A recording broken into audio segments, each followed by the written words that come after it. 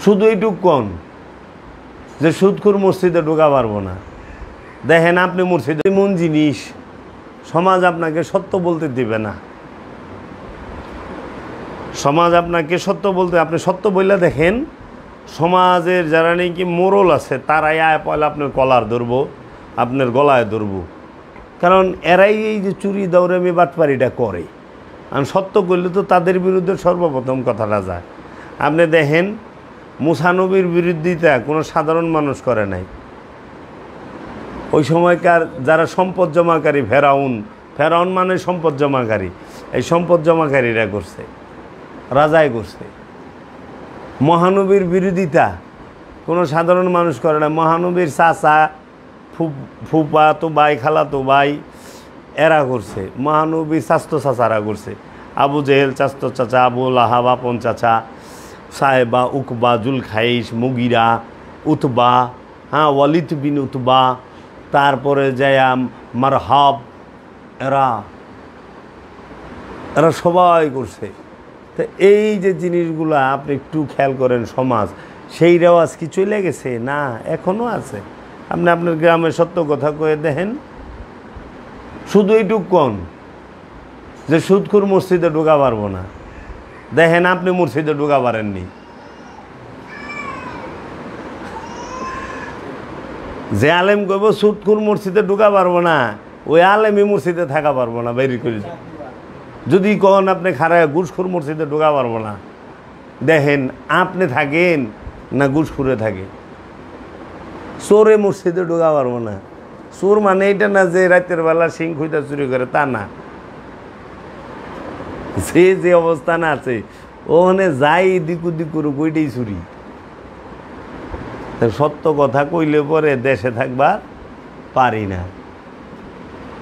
কেন? তোর দন খায় পরে পরে, দেশের লোক না খায় মরে। একজন আলেমরে দেখলাম গর্ব করে কইতেছে, আমি যে কতবার উমরা করেছি তার তো কোনো হিসাব নেই। সেটা বলেন সুবহানাল্লাহ। তারা কয় সুবহানাল্লাহ। আমি যদি জিজ্ঞেস করি হুজুর হজ জীবনে একবার করবার কইছে, একবার মেজাজিটা হাকিকিটা একবার, রসুল একবারই করছে। আপনি এতবার উমরা করছেন, আপনার প্রতিবেশী তো গরিব, আপনার আত্মীয় স্বজনের মধ্যে এমন আছে ঋণগ্রস্ত, গরিব, বেমার, হ্যার চিকিৎসাটা তো করতে দেখলাম না। বাংলাদেশ কি সবাই বড় লোক? তা আপনি যে গর্ব করে কইতেছেন কতবার হজ করছেন, উমরা নিজেই জানেন না। তা আপনি মাদ্রাসার পোলাপান কিনে রাস্তায় পাঠাইছেন কে বিজ্ঞান লেগে? আপনারই মাদ্রাসার প্রশ্নটা কি অন্যায় হবে? আপনি উমরার টাকা দিয়ে হ্যাগো খাওয়াইতেন, পড়াইতেন। উমরা তো মিনিমাম 3 লাখ 4 লাখ টাকার নিচে করণ যায় না। ওই যে উচিত কথা কইলে সবাই জাগ ধরে নামবো, হ্যাঁ মুরতাদ হয়ে গেছে, অমুকে মেরে ফেলো, ফাঁসি চাই, এই।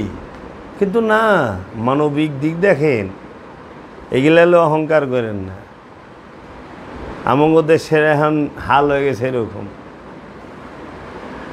আত্মীয় স্বজন ঈদের কাপড় কিনা পারে না, এক বলেছে ভাই এবার রোজার ঈদ উমরায় গিয়ে করবো। বা যান করেন। ওই যে মাতাল রাজা কইছে তোর ধন ঘরের ধন খায়, পরে পরে দেশের লোক না খায় মরে। সত্য কথা কইলে পরে দেশে থাকতে পারি না। তাহলে ইসলামকে যারা বাঁচায় রাখলো, মা খাদিজা তার রওজা ভাঙলেন। কোনো একটা মুসলমান এই যারা নাকি এই আলেমের অধিকাংশ টু শব্দই করে নাই, যারা অলি আল্লাহ ভক্ত, সুফিবাদ এবং এলমে তাসাউফের অনুসারী, তাহারা প্রতিবাদ করছে যে কেন মা খাদিজার মাজার ভাঙছে, মা ইমাম আবু তালিবের মাজার ভাঙছে, ইমাম আব্দুল মুত্তালিবের মাজার ভাঙছে, মা আয়েশার মাজার ভাঙছে, মা হাফসার মাজার ভাঙছে, মা উম্মে হাবিবার মাজার ভাঙছে, হজরত উসমানের মাজার ভাঙছে, হজরত ইমাম হাসান আলাইহিস সালামের মাজার ভাঙছে, মা ফাতেমার মাজার। এটা তো বলতে পারে না কেউ মা ফাতেমার রওজা কই, তারপরেও অনুমান করে যে জান্নাতুল বাকিতে 60,000 মাজার ভাঙছে। বুলডোজার দেখকে রে লেভেল টু দ্য গ্রাউন্ড করে দিছে। যাই দেখেন জান্নাতুল বাকিতে আর জান্নাতুল মাওয়া। জান্নাতুল মাওয়া হলো মক্কা, জান্নাতুল বাকি হলো মদিনায়। তো মদিনা শরীফ এই যে বাইঙ্গা সমান করে দিছে, কয় শিরিক মিটাইলাম। এটা শিরিক, এটা হইলো স্মৃতি ধরে রাখছে। সেরেক হলো মনের বিষয়, সেরেক হলো অন্তরের বিষয়, সেরেক হলো কলবের বিষয়।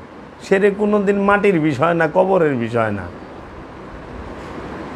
মানে আপনি পাথরে আল্লাহ ভাঙলেন, আপনার একটা মানুষ যদি পাথরে আল্লাহ মনে করে, ভগবান খোদা মনে করে, তো এটা কি পাথরের দোষ না ওনার মনের দোষ?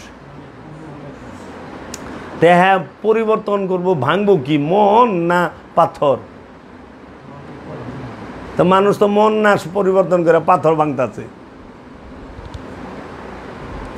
হিন্দু ধর্মে মূর্তি পূজা হয়, মুসলমানরা ওই যে যদি রাস্তার মুড়ে মূর্তি খাড়া করায় কোনো, সেটা পাথরের হোক, সেইটা স্টিলের হোক, সেইটা সিরামিক্সের হোক, সেইটা মাটির, যেটাই হোক, আন্দোলনে নেমে যায় না, হ্যাঁ গো ইমানে খুব প্রবলেম হয়, ইমান চলা জায়গায় এরকম কয় নাম আমাদের দেশের মৌলবী সাহেবরা, আরে মিয়া ও পাথরে আমার কি সমস্যা?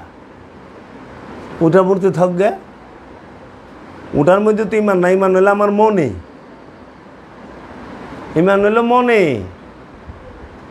আমার মনকে যদি আমি পরিবর্তন করি, আমার মনে যদি এই বিশ্বাস থাকে যে আল্লাহ কখনোই পাথর নয়, তো পাথরের মূর্তি থাকলে আমার সমস্যাটা কি? ওটা তো অথর্ব, নিষ্ক্রিয়, ও কারো লাভও করতে পারে না, ক্ষতিও করতে পারে না, ও চলে না, ফিরে না, উঠে না, বসে না, ওই পাথরের রু নাই, নফস নাই, খান্নাসরূপী শয়তান ওইটার মধ্যে নাই। তো ভালো মন্দ করবো কই থেকে? ভালো মন্দ তো করে নফসে আর রুহে আর খান্নাসরূপী শয়তানে। ভালো সব করে রু, নফস, পবিত্র নফসের বিষয় এটা, আর মন্দ বিষয়টা হলো খান্নাসরূপী শয়তানের।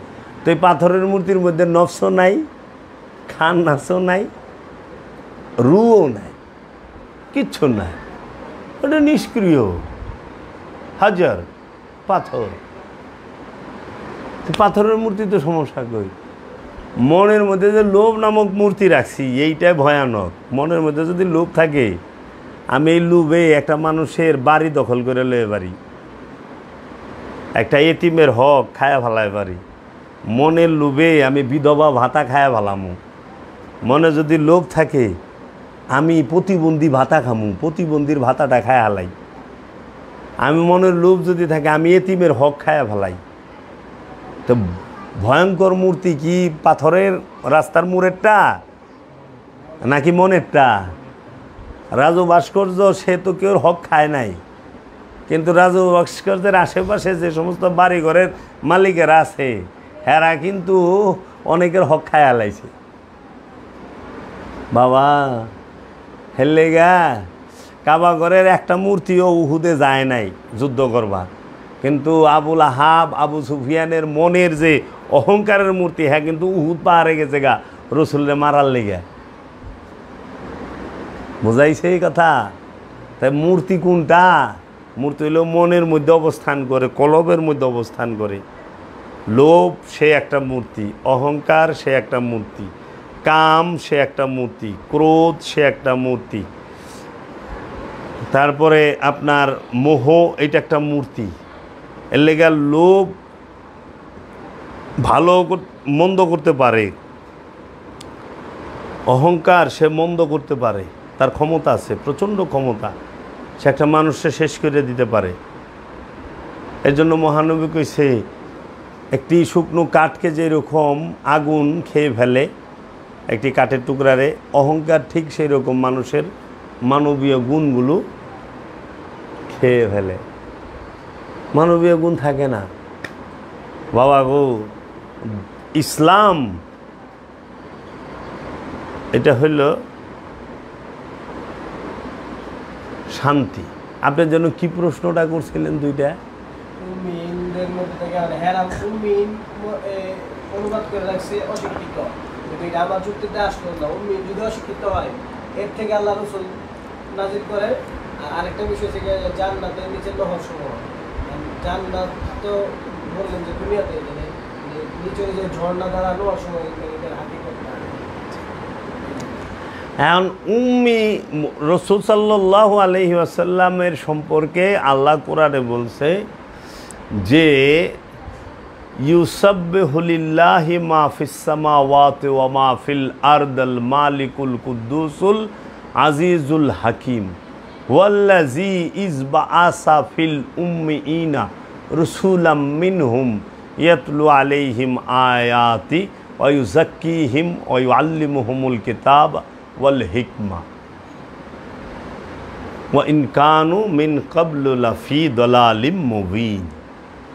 এখন এই আয়াতে আল্লাহ বলতাছে আল্লাহর রসুল সম্পর্কে যে ইউসাব্বিহু লিল্লাহি মা ফিস সামাওয়াতি ওয়া মা ফিল আরদ, আসমান এবং জমিনে যাহা কিছু আছে, যত সৃষ্টি আছে সমস্ত সৃষ্টি আল্লাহর তসবিহ পাঠ করে, তারা তাওহীদে বসবাস করে। কোন আল্লাহর তসবিহ পাঠ করে? তখন বলতাছে যে আল্লাহ মালিকুল, বিচার দিবসের মালিক, কুদ্দুস মহাপরাক্রমশালী, আজিজুল হাকিম, যে আল্লাহ মালিক, কুদ্দুস, আজিজ, হাকিম, সেই আল্লাহ উম্মিয়িনদের মধ্য থেকে, উম্মিয়িন মানে সমস্ত নবীদেরকে উম্মি বলা হয়েছে, এই উম্মিয়িনদের মধ্য থেকে একজন রসুল নির্বাচন করলেন, যিনি তোমাদেরকে আল্লাহর আয়াত তিলাওয়াত করে শোনাইব। খুব খেয়াল করে, তোমাদের নফসকে পবিত্র করব, তোমাদেরকে হেকমত দান করবে এবং কিতাবের জ্ঞান শিক্ষা দিবে, কিতাব শিক্ষা দিবে এবং হেকমত। এখন যেই জাহেলেরা কিংবা যেই আবু জাহেলেরা বলে উম্মি শব্দের অর্থ অশিক্ষিত, এইগুলোর মতো আবু জাহেল, কারণ এদের গুরু হইল আবু জাহেল। যেই মোল্লা মুন্সি উম্মি মানে বলে রসুল সম্পর্কে বলে যে রসুল লেখাপড়া জানে না, অশিক্ষিত, নাউজুবিল্লাহি মিন যালিক, এইগুলা আবু জাহেলের পেতাত্তা, আবু সুফিয়ানের পেতাত্তা, নমরুদ্দার পেতাত্তা, এই ফেরাউনের পেতাত্তা, সাদ্দাদের পেতাত্তা, এগুলা এজিদের বাহিনীর পেতাত্তা। ওই নফসগুলো তো ধ্বংস হয় নাই, নমরুদের নফস ধ্বংস হয়েছে, দেহ ধ্বংস হয়েছে, নফস তো ধ্বংস হয় না। নফস ধ্বংস হইলে জাহান্নামে জান্নাতে কেরা যাইব। এই নমরুদের নফস ফিরা আরেক দেহ লইয়া এই বড় বড় সাচ্ছে। আন্তর্জাতিক খ্যাতি সম্পূর্ণ নমরুদ, আন্তর্জাতিক খ্যাতি সম্পূর্ণ আবু জাহেল, আন্তর্জাতিক খ্যাতি সম্পূর্ণ আবু সুফিয়ান, আন্তর্জাতিক খ্যাতি সম্পূর্ণ ফেরাউন, আন্তর্জাতিক খ্যাতি সম্পূর্ণ সাদ্দাত। এরাই কয় উম্মি শব্দের অর্থ কি? অশিক্ষিত, নাউজুবিল্লাহ। উম্মি অর্থ মহাজ্ঞানী। সারা পৃথিবীতে যত জ্ঞানী আছে, হ্যাঁ, এই জ্ঞানীরা, যে মিশরে একজন আলেম আছে, উনি 1 লক্ষর উপরে হাদিস মুখস্থ তার বলে। উনি এখন বিশ্বের সবচেয়ে বেশি হাদিস তার মুখস্থ। এই যে আমি টিভিতে দেখি তার নাম। তো উনি হাদিস মুখস্থ করে যদি এত জ্ঞানী হইতে পারে, তো যে হাদিস কইছে হ্যাঁ কি মৌলবী যদি কিতাব মানে কোরআন শরীফ হেফজু কইরা জ্ঞানী হয়, কোরআনের উপরে সে পড়াশোনা কইরা, হাদিসের উপরে পড়াশোনা কইরা মাওলানা ডিগ্রি পায়, মুফাসসির, মুহাদ্দিস, মুআল্লিম, মুবাল্লিগ কিংবা আলেম, উলামা, মাওলানা, আল্লামা, এরকম টাইটেল তো তাদের আছে, এটি পায়। তাহলে যিনি কোরআন দিলেন সে কি? আপনারা তফসির পড়িয়েই আপনাকে এত তাপ, আপনারা কোরআনের আয়াত, রসুল যে আয়াত দিছে সে আয়াতটা মুখস্থ করছেন, তাই এত তাপ। আর আল্লাহর রসুল তার পাক জবান দিয়া নিজে আয়াত দিছে। আর সবচেয়ে মজার বিষয় হইল, আল্লাহ বলতেছে ইন্নাহু লা কাউলুন রাসূলিন কারীম, ইন্নাহু নিশ্চয়ই লা কাউলুন রাসূলিন কারীম, এই কোরআন হচ্ছে সম্মানিত রসুলের বাণী। কোরআন সম্মানিত রসুলের বাণী। যার যেই সম্মানিত রসুলের বাণী কোরআন হয়, সে অশিক্ষিত হয় কেমনে? এই আবু জাহেলের পেতাত্তারা, এই ফেরাউনের পেতাত্তারা, তোমরা উত্তর দাও। দুইটা সূরার মধ্যে আল্লাহ নিজে বলে দিছে। 69 নম্বর সূরার 40 নম্বর আয়াতে আল্লাহ বলছে ইন্নাহু লা কাউলুন রাসূলিন কারীম, এই কোরআন হচ্ছে সম্মানিত রসুলের বাণী। তুমি দেখাও তো কোরআনে কোথাও লেখা আছে কোরআন আল্লাহর বাণী? দেখাও। কিন্তু কোরআন যে রসুলের বাণী লেখা আছে। আবার 81 নম্বর সূরা তাকবীরে 19 নম্বর আয়াতে আল্লাহ বলতেছে ইন্নাহু লা কাউলুন রাসূলিন কারীম, এই কোরআন হচ্ছে কি সম্মানিত রসুলের বাণী। আবার উম্মি নবী, উম্মি রসুল, উম্মি কি করবে? উম্মিকে পাঠাইছে নফসকে পবিত্র করবার, উম্মিকে পাঠাইছে আয়াত তেলাওয়াত করবার। আয়াত কি জানো? এই আরবি লাইন কি আয়াত? এটা হলো আনুষ্ঠানিকতা। রসুল যে আয়াত তেলাওয়াত করছে, আর তোমরা হে আয়াত তেলাওয়াত জানো? রসুল আয়াত তেলাওয়াত করছে মুসা আল্লাহর আয়াত, মুসা নবীর জীবনী রসুল তেলাওয়াত করছে আমাগো কাছে, তার সাহাবে উম্মতের কাছে। ঈসা আল্লাহর আয়াত, আল্লাহর আয়াত না? আল্লাহ কয় না ঈসা আমার আয়াত আলমের জন্য? হে আয়াতরে রসুল তেলাওয়াত করছে। মুসা আল্লাহর আয়াত, সেই আয়াতকে রসুল তেলাওয়াত করছে, মানুষকে জানাইছে মুসার জীবনী, ঈসার জীবনী। ইব্রাহিম আল্লাহর আয়াত, ইব্রাহিম আলাইহিস সালামের জীবনী রসুল মানুষকে জানাইছে। ইসমাইল আল্লাহর আয়াত, ইসমাইল নবীর জীবনী আল্লাহ রাব্বুল আলামিন মানুষকে জানাইছে, আল্লাহ রসুল জানাইছে। এরকম ইসহাক, ইয়াকুব, জাকারিয়া, ইয়াহিয়া, মারিয়াম, হ্যাঁ, তারপরে জুলকারনাইন, হজরত খিজির, তারপরে যায়া এই আদম, শীষ, নূহ, ইউসুফ, ইয়াকুব, ইসহাক, সবার জীবনী ঘটনা আল্লাহর রসুল আয়াত তেলাওয়াত করছে। আর তোমরা হে আয়াতরে লাইন করে লেখে তোমরা কইছে এটা কোরআনের আয়াত। রসুল এরকম লাইন করে লেখা আয়াত কয় নাই যখন রসুল কোরআনটা দিছে। এটি হলো আপনারা পরে এটারে একটা সিস্টেমে আনছেন, সেটিংসে আনছেন। এই জন্য আপনারা দেখান কোরআনে যে সূরা 114টা, প্রথম সূরা নিয়ে কই রাখছেন? আপনারা ধারাবাহিকভাবে রাখছেন? রাখেন নাই তো। আবার মাক্কি বানাইছেন, মাদানি বানাইছেন। কারণ মক্কায় থাকতে যাহা নাজিল হয়েছে মাক্কি কইছেন, মদিনায় থাকতে যাহা নাজিল হয়েছে মাদানি কইছেন, তাই না? মক্কা মদিনায় থাকতে যে কথা আল্লাহ রসুল যে বাণী বলছে সেইটি লেখা পারছেন, কিন্তু মেরাজে শরীফে গিয়া আল্লাহ রসুলের সাথে আল্লাহ রব্বুল আলমিনের যে কথা হয়েছে একটা লেখা পারছে কেউ? তো 27 বছর না মেরাজ শরীফে ছিলেন। জমিন থেকে রব রবে যখন জিব্রাইলের লগে রুহুল আমিনের লগে উঠলো উপরে, ওই কথা কেরা লিখব? তো বাবা এইগুলো উম্মি নবী কি করে? নফসকে পবিত্র করে। আর আপনারা এত বড় শিক্ষিত জ্ঞানী গুণী হইয়া, হ্যাঁ, মাখারাজ, হারাকাত, গ্রামার, হ্যাঁ, একেবারে মৌদু, অমুক তমুক কত কিছু জানেন আপনারা, কিন্তু নিজেকে নফসি পবিত্র করা পারতেছেন না। মাইন্ডসেটটা তো করবেন দূরে, তাও নিজেকে নফসি পবিত্র হয় না। একজন হাফেজ সে বলৎকার করে, এর থেকে লজ্জার কথা থাকে? একজন আলেম মাওলানা সে বলৎকার করে, এর থেকে লজ্জা জগতে থাকে? একজনের তো একটা বিবৃতি দিতে দেখলাম না, কেন? আমার বায়ে করছে দেখে, হ্যাঁ, অন্য কইলে একের গলা বাজায় এখন। একবার দাঁড়ান, যেইখানে অপরাধ হবে, অসত্য হবে, সেইখানেই বলতে হবে। আমরা আলোচনা করি, আমরা দরবার, কোনো দরবারে ছাইরা কথা কই? অন্যায়কে ছাইরা কথা বলি না। আমার আলোচনা শুনেন তো, আমি পীর মাশায়েখ সম্পর্কে বলি না, আমি সবচেয়ে বেশি সমালোচনা নিজেদের করি। তাহলে এই যে আমরা পেপারে ডকুমেন্ট সহ দেখলাম, একটাবার আপনারা কোন একটা বিবৃতি দিলেন না একটা বিখ্যাত আলেম যে এটা ঠিক না, এটা কোরআনের হাদিসের এবং আমাদের চরিত্রের এটা বেমানান, এগুলো কেন হবে? দৃষ্টান্তমূলক শাস্তির ব্যবস্থা করা হোক।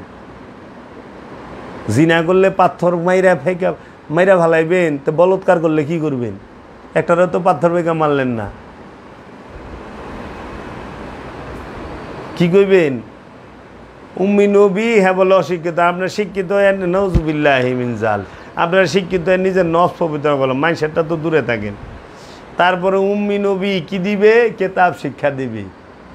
এমন সময় নবী কিতাব শিক্ষা দিব বই আসিল না, কিন্তু তার সাহাবিগ তার উম্মতরে কিতাব শিখায় গেছে। সেটা কোন কিতাব বলো? মুহাম্মদ সাল্লাল্লাহু আলাইহি ওয়াসাল্লাম যদি অশিক্ষিত হয় তাহলে আল্লাহ তাকে কিতাব দিল কেন? আর কিতাব শেখাবার দায়িত্ব দিল কেন বলো? কিতাব মানে কি বই? এবার একটা বই দাও, বাইন্ডিং করা বই। কিতাব মানে স্বয়ং মহানবীর কাছে কোনো বাইন্ডিং করা বই ছিল না। এই কিতাব মানে কি এরকম বই, এরকম বাইন্ডিং করা বই? মহানবীর কাছে এরকম বাইন্ডিং করা কোনো বই ছিল? কারণ তোমরাই কো মহানবী লেখাপড়া জানতেন না, উনি অশিক্ষিত ছিলেন। নাউজুবিল্লাহি মিন যালিক, তাওবা আস্তাগফিরুল্লাহ। আরে মহানবীরে শিখাইছে আল্লাহ নিজে, যারে আল্লাহ শিখায়, রবে শিখায়, সেই নিরক্ষর থাকে? আর রহমান আল্লামাল কুরআন ও আল্লামাহুল বায়ান। ইয়াসিন, ও আমার হাবিব ইয়াসিন, ও আমার হাবিব মোহাম্মদ সাল্লাল্লাহু আলাইহি ওয়াসাল্লাম। ইয়াসিন আল কুরআনুল হাকিম। এই ইয়াসিনই আল কুরআনুল হাকিম, একমাত্র বিজ্ঞানময় মহা কুরআন, বিজ্ঞানময় কোরআন। মহানবী নিজে, আল্লাহর হাবিব নিজে বিজ্ঞানময় কোরআন। এর জন্য আল্লাহ বলছে ইয়াসিন ওয়াল কুরআনিল হাকিম ইন্নাকা লামিনাল মুরসালিন আলা সিরাতিম মুস্তাকিম। তানজিলাল আজিজুর রহিম। কি সুন্দর, অসাধারণ। এগো দুশ্মনী রসুলের লগে এই উমাইয়া আব্বাসী। তার আল্লাহ কইল যে কি, উম্মিনদের মধ্য থেকে একজন নবী পাঠাইলাম, তিনি কি করবেন? কিতাব শিক্ষা দিবেন। অথচ আল্লাহ কইতেছে কিতাব শিক্ষা দিবেন লেগে পাঠাইছি। মৌলবীরা কয় উনি পড়ালেখাই জানতেন না, নিরক্ষর ছিলেন। নাউজুবিল্লাহ। তো যে পড়ালেখা জানে না, যে নিরক্ষর, তারে আল্লাহ কিতাব দিব কে? আমি কি কমু? মাথা খারাপ মৌলবী গো না কার? আমি তো দিই মাথা খারাপে মূল লাগু, এই অনুবাদকারী গু। অন্য কেউর মাথা খারাপ তো কখন যাব না, কারণ ইংরেজি বুঝে না। এগুলো যদি বুঝতো তাহলে আল্লাহ কিতাব শিক্ষা দিবার কইছে অশিক্ষিত লোকের এইটা হয়। লেখাপড়া জানেন এই লোকের কইব যে কিতাব শিক্ষা দেখা হন। আপনারা একজন গ্রামের মানুষ টিপসই হন, আপনি কী করবেন? যান চাচা যাই, হ্যাঁ আপনি 10-এর অ্যাকাউন্টিং ক্লাসটা লন। কইব কেউ? পাগল তো কইব না। আর আল্লাহ করলে আপনি কিতাব শিক্ষা দিন এবং হেকমত দান করেন। হেকমত, প্রজ্ঞার জ্ঞান, উইজডম, নলেজ না, নলেজ না। নলেজ এটা তথ্য বিভিন্ন কালেক্ট করা যায়, জমা হয়, কিন্তু উইজডম জমা না, এটা প্রজ্ঞা, হেকমত। এই হেকমতের জ্ঞান তো এমন সময় কিতাব শিক্ষা দিছে যখন বইয়েরই জন্ম হয় নাই। বুখারীর জন্ম তো 300 বছর পরে রসুলের আগমন, ওফাতে, আর রসুলের আগমনের 350 বছর পরে, সেদিন বুখারীর জন্ম। আর এই যে যত হুজুর শরীফ, আজগবি শরীফ, হ্যাঁ এই যে যত মাতাল শরীফ, যত টুকাই না, খেদাই না, হেসরাই না, এই সংযুক্ত শরীফ যেগুলা আছে, এন থেকে কতটুক কোন থেকে কতটুক নিয়ে আজগবি শরীফ এটা লেখা থইছে। এই আজগবি শরীফের জন্ম তো সেদিন তা আজগবি শরীফটি লেখছে কি রে কটা মাল কামানের লেগে। যদি বই বেচা লাভ না থাকতো আজগবি শরীফ লিখতো না, লিখতো। যদি কোরআন অনুবাদ কইরা লাভ না থাকতো একজনও কোরআন অনুবাদ করতো না। এত ঢেকা পারে নাই বাঙালি, আবার এত বোধাই নাই নাকি। বিনা লাভে কেউ তুলার বোঝাও পায় না, লাভে লোহার বোঝা পায়। ইয়ের অনুবাদ কইরা হাদিসের লক্ষ কোটি টাকার মালিক হচ্ছেন। লাভ ছাইরা দেন, ফ্রিতে করেন, দেখি দেখি না।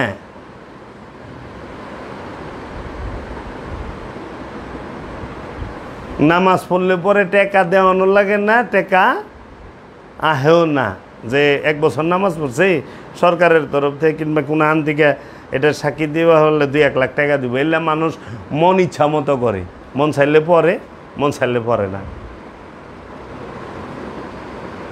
আর যদি এই যে কায় কারবারের মতো হইতো যে 1 লাখ টাকা দেয় ব্যবসায় খাটাইছে, এখানে খাটাইছে, হ্যাঁ চিন্তা থাকবো এখান থেকে আমার 1,10,000 উঠাই দিব। হ্যাঁ রাত 10টা ধরে রাস্তায় খাড়ায় থাকে ব্যান লইয়া, যে তুই না হইব। কারণ ওখানে চালান আছে, ওনের লসের আশঙ্কা আছে, ওনের লাভের আশা আছে। আর এখানে তো নাইলে মানুষ মন ইচ্ছা মতো করে, কিন্তু আল্লাহর হুকুম মন ইচ্ছা মতো চলে না। আল্লাহর কাছে জবাবদিহি করতে হবে। আল্লাহ রাব্বুল আলামিন আমাগো হেদায়েত করুক। নবী সম্পর্কে সবচেয়ে বাজে কথা কইছে জাকির নায়েক, রসুল সম্পর্কে সবচেয়ে বাজে কথা কইছে মিজানুর রহমান আজহারি, রসুল সম্পর্কে সবচেয়ে বাজে কথা কইছে আবু তো হাদনান, রসুল সম্পর্কে সবচেয়ে বাজে কথা কইছে ওই যে কাজ্জাব বিন রাজ্জাক বিন না ওই যে সালাফির আব্দুর রাজ্জাক বিন ইউসুফ। রসুল সম্পর্কে বাজে কথা কইছে সবচেয়ে বেশি এই যে সাইদি সাহেব। হ্যাঁ শুনেন, হ্যাঁ গো সম্মান আছে। বেয়াদবের দল, এরা রসুলরে বাই কয় আর রসুলের স্ত্রীরে মা কয়। দেখেন এই আবু তো হাত নানি এই জাকির নায়ক ওয়াজ করবার লইছে যে রসুল সাল্লাল্লাহু আলাইহি ওয়াসাল্লাম হচ্ছেন আমাদের বায়ের মতো, বায়ের দিন রেখে গিয়েছেন। হ্যাঁ উনি সম্মানের নাউজুবিল্লাহ মিন জালিক। আবার ওই কইতেছে হাদিস শরীফে মা আয়েশা রাদিয়াল্লাহু তাআলা আনহা বলেছেন, হাদিস শরীফে ওই তোর বাপে বায়ে বউ মা হয়, বায়ের স্ত্রী কোনোদিন মা। তা হাদিস কইবার যায় কস মা আয়েশা, আর রসুলের কথা কইবার যায় কস উনি আমাদের ভাই ছিলেন। আর কোরআন কইতেছে রসুলগণের স্ত্রী, রসুলের স্ত্রীগণ হচ্ছে তোমাদের উম্মুল মুমিনিন, মুমিনের মা, মানুষের মা না, মৌলবীর মা না, মুসলমানের মা না, আমানুর মা না, জিনের মা না, ইনসানের মা না, মুমিনের মা। মুমিনকে যিনি জান্নাতি, মুমিনকে যিনি আল্লাহর দিদার প্রাপ্ত, মুমিনকে যিনি নফসে মুতমাইন্নার অধিকারী, মুমিনকে যার মধ্যে রু জাগ্রত সেই, মুমিনকে যে মন্দের থেকে অনেক উঁচু স্তরে অবস্থান, মন্দ যাকে স্পর্শ করতে পারে না সেই মুমিন, আল্লাহর দিদার প্রাপ্ত মুমিনের সাথে আল্লাহ থাকে। কোরআন বলছে ইন্নাল্লাহা মাআল মুমিনিন, নিশ্চয়ই আমি আল্লাহ মুমিনদের সাথে থাকি। তা যাগর লগে আল্লাহ থাকে, হ্যাঁ গো মা হইলো রসুলের স্ত্রী, তাহলে রসুল কি? আরে আজহারি এই রাখো বলে ইগনাজহারি, এগিনাই জালেম, এইগুলাই জালেম। এগোমতো বড় জালেম আল্লাহর দুনিয়ায় নাই। এরা কোরআনের ভুল অর্থ কইরা মানুষকে ধোকা দেয়। কোরআনের আয়াত নাজিল হয়েছে মিন্দুনিল্লার উপরে, মূর্তির উপরে, হে আয়াত লাগাই দিছে নিয়ে অলি আল্লাহর উপরে। কোরআনে আয়াত নাজিল হয়েছে মূর্তির উপরে, হে আয়াত লাগাই দিছে রসুলের উপরে নিয়ে। আপনি দেখবেন কোরআনে আয়াত নাজিল হয়েছে কইছে ইয়া আইয়ুহাল্লাযিনা আমানু, হে আমানু আকিমুস সালাত, সালাত কায়েম করো। হেরা অর্থ করে দিছে হে মুমিন সালাত কায়েম করো। এর মজার বিষয় হলো মুমিন আরবি শব্দ, আমানু আরবি শব্দ। আমানু হলো শয়তানযুক্ত নফস, যে রসুলের উপর ঈমান আনছে সে, কিন্তু শয়তান আমানুর সাথে দুর্বল রূপে থাকে। আর মুমিন হলো যার সাথে আল্লাহ থাকে, শয়তানি থাকে না। মুমিনের স্তর অনেক ঊর্ধ্বে। মুমিনের জন্য নামাজ নাই, নামাজ হলে আমানুর লিগে কোরআন কইছে।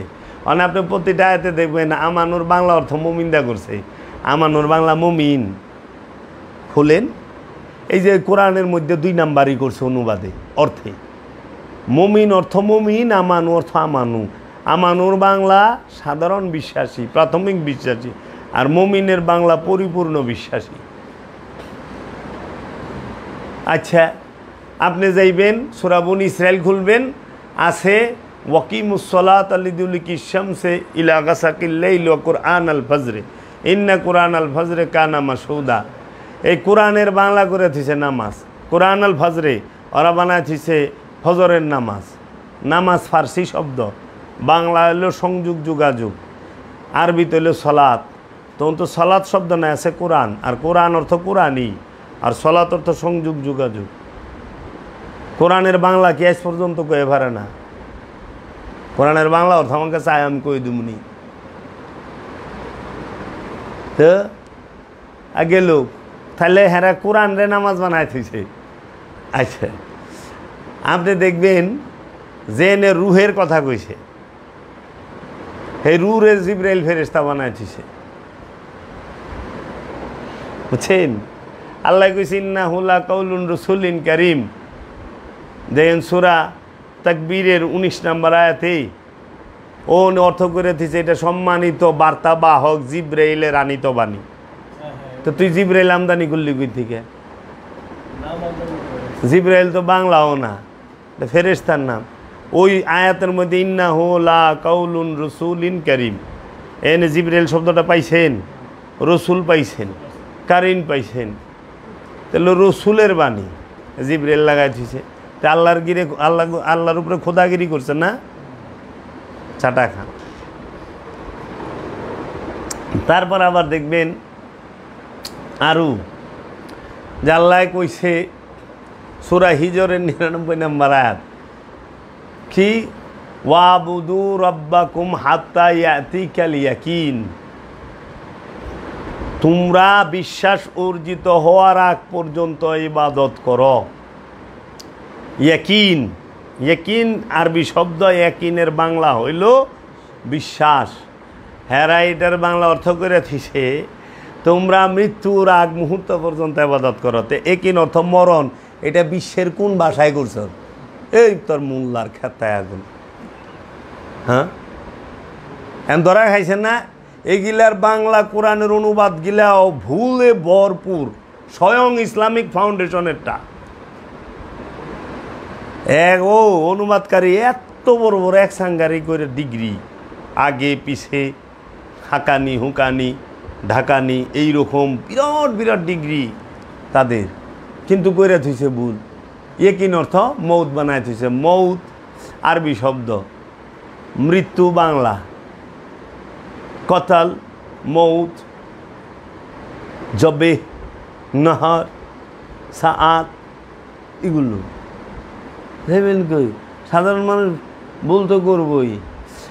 আল্লাহ কোরআনে কইছে কুল হু আল্লাহু আহাদ, কুল বলে দিন আল্লাহু আহাদ। আল্লাহ হচ্ছে একক, অখণ্ড, অদ্বিতীয়।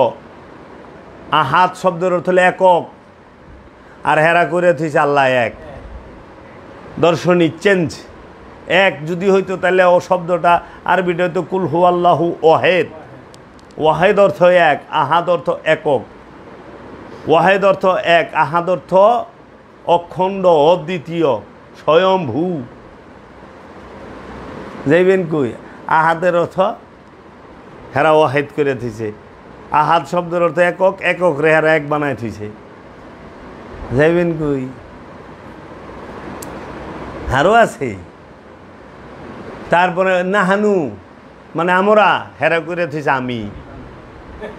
ইন্নি ইন্নি অর্থ আমি, ইন্না অর্থ আমি, আবার কা অর্থ আমি, কুমা অর্থ আমি, কুম অর্থ আমি। তো সব জায়গায় আমি আমি। কা অর্থ আমি, কুমা অর্থ তোমরা। কা এক বচন, কুমা 2 বচন, কুম বহু বচন। কা কুমা কুম এই 3টাই ব্যবহার হয়েছে কোরআনে। কা কুমা কুম, কা কুমা কুম,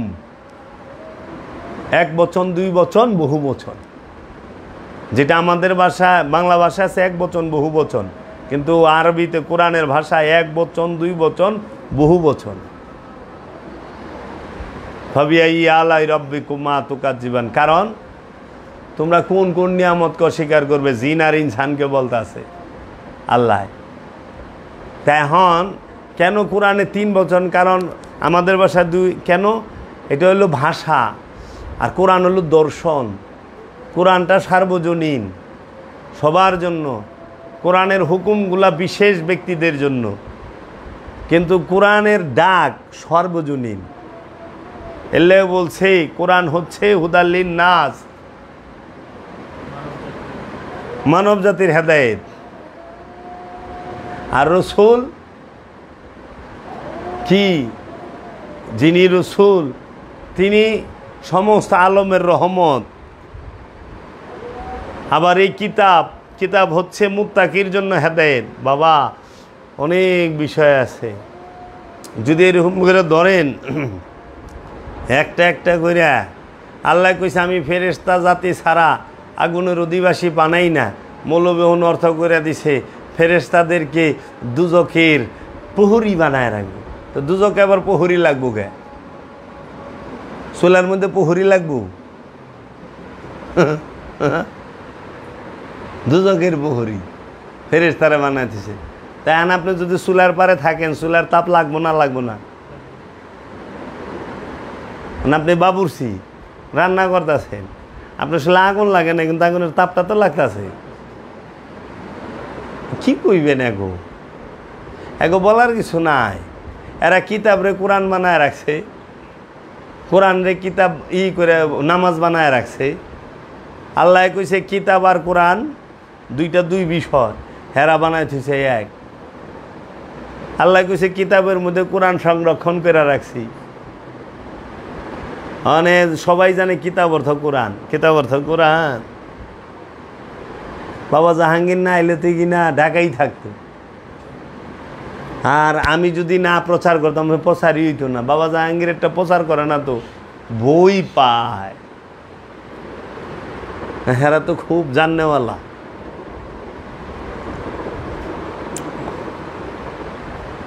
পিসাবে রুহেলে সব পাঠায়, এতে কলঙ্কার আছে। রু হইল স্বয়ং আল্লাহ। আল্লাহর লেগে ওখানে মৌলবী সাহেব পাঠায় পারে। হ্যাঁ, অন্ধ মানুষ, ঠিক আছে, পাঠাইতে পারে, ওনার অন্তর্দৃষ্টি খোলা না। কিন্তু একজন পীরে কামেল, হ্যাঁ তো অন্তর্দৃষ্টি খোলা, হ্যাঁ রুহে সব পাঠায় কেমনি? মাথাই ধরে না। একজন মৌলবী সাহেব হ্যাঁ ওয়াজ করতেই পারে, দোয়া করতেই পারে যে কবরে সব পাঠায় দাও, কিন্তু একজন অন্তর্চোখ খোলা পীরে কামেল হ্যাঁ কেমনে কবরে সব পাঠায়? কবরে সবের দেওয়ার সিস্টেম আছে। যে কোরআনে সূরা বাকারার 48 নম্বর আয়াত কইতেছে যে সেই দিনকে তোমরা ভয় করো, যেই দিন এক নফস আরেক নফসের কোনো কাজে আসবে না, গ্রহণ করা হবে না কোনো প্রকার বিনিময়, গ্রহণ করা হবে না কোনো সুপারিশ। তুমি যাহা অর্জন করেছো তোমাকে তাহাই দেওয়া হবে। সেটা হলো মৃত্যু দিবস। সূরা বাকারার 123 নম্বর আয়াত খুলেন, একই কথাই কয়ে দিছে।